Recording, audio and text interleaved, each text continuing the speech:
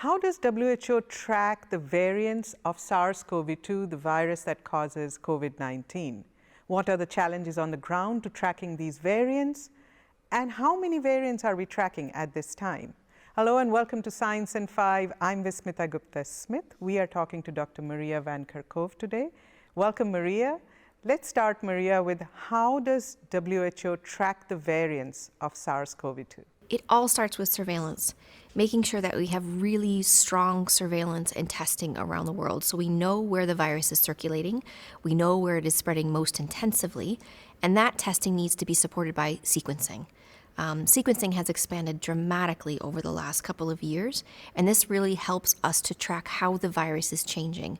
It's natural for viruses to change. The more the virus circulates, the more opportunities it has to change. So strong surveillance, strong testing, including strong sequencing, helps WHO with scientists around the world to look at those changes and determine which of those changes is important and why. So, Maria, since WHO is tracking the variant across the globe, tell us about the challenges that countries face and WHO faces while tracking the variants. So what is really difficult right now is, as we are in the third year of this pandemic, it's really important that we maintain and in fact enhance the surveillance systems that are on the ground. Now, countries are facing many challenges, COVID-19, as well as many other challenges that they have to deal with, other diseases.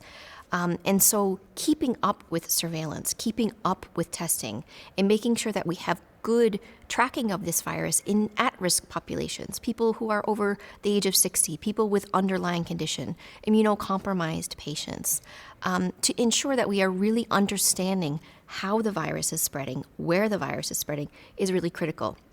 And to maintain that on the ground in the third year is quite difficult, but it is fundamental to the control strategy of COVID-19.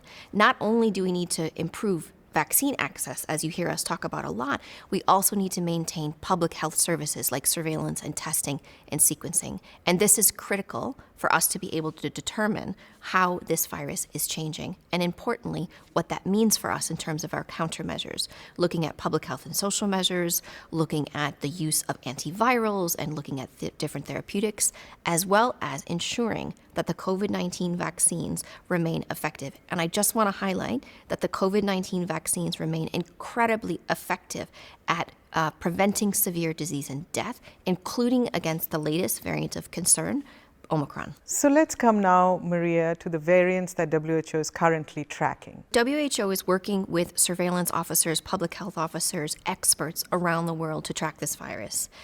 We work with our technical advisory group for virus evolution to assess each of the variants and the mutations that are being detected.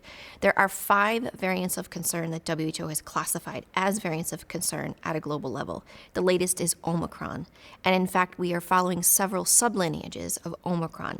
You've heard us talk about BA.1 and BA.2. There are other sublineages that are circulating as well. So we work with experts around the world to look at the characteristics of the variants of concern. Are they more transmissible? And Omicron is more transmissible. In fact, BA.2, one of the sublineages, is even more transmissible than BA.1. We're also looking at severity and looking at, are these variants of concern causing more or less severe disease?